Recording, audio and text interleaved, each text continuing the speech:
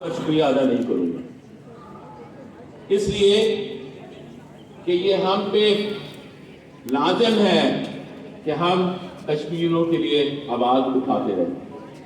اور آج کا یہ اجتماع اس بات کی گواہی ہے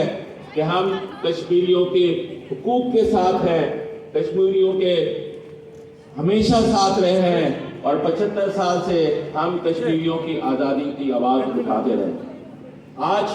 جو کچھ کشمیر میں ہو رہا ہے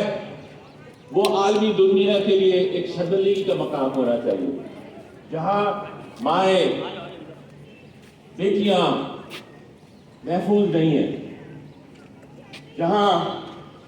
پچھلے کافی سالوں سے قتل و غارت کیا جا رہا ہے، اور خاص طور پہ میں آج اپنے آڈینس سے کہنا چاہ رہا ہوں کہ بھارت اکثر جمہوریت کا چیمپئن بنتا ہے، پر آج بی بی سی کی جو ڈاکومنٹری ہے جو گجرات کے حوالے سے، قتل و غارت کے حوالے سے ہے، جس میں مودی شامل تھا جو آج پرائم منسٹر بھارت ہے، اس کے پر پابندی لگائی گئی ہے کہ اس ڈاکومنٹری کو ریلیز نہ کیا جائے۔ تو ہم سب کو پتا ہے کہ کشمیریوں کے ساتھ جو ظلم ہو رہا ہے وہ ناانصافی ہے، اور ہم سب انصاف کے لیے آواز اٹھاتے رہیں گے، اور آج جتنے بھی لوگ یہاں موجود ہیں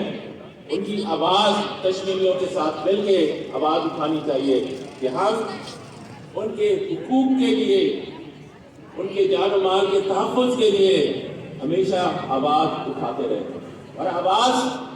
صرف سمبولک طریقے سے نہیں اٹھانی چاہیے۔ جس طرح ہمارے حکمران 5 فروری کو کشمیر کے اعلان کر دیتے ہیں، مگر اس کے لیے ہم کشمیر کے حوالے سے کیا بات کرتے ہیں، کشمیریوں کے لیے کس فورم پہ آواز اٹھاتے ہیں، ہم صرف چھٹی مناتے ہیں۔ اور آج یہ خوشحالی بات ہے کہ ہم سب جامعہ کراچی کے اندر آج واک کریں گے، کشمیریوں کے ساتھ یکجہتی کا اعلان کر رہے ہیں، اور میں میڈیا کے حوالے سے اس بات کو باور کرانا چاہتا ہوں کہ جامعہ کراچی کے طالب علم اور اساتذہ اور امپلائیز کشمیریوں کے حقوق کے لیے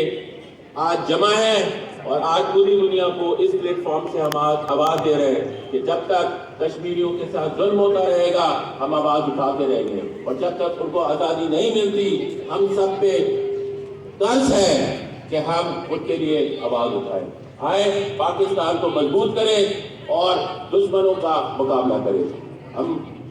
بہت شکر گزار ہیں کہ سب لوگ جمع ہیں، اور میرے خیال سے بنیادی مقصد تھا کہ ہم واک کریں گے، تو میں اپنی تقریر اس سے زیادہ نہیں کرنا چاہتا۔ بہت شکریہ۔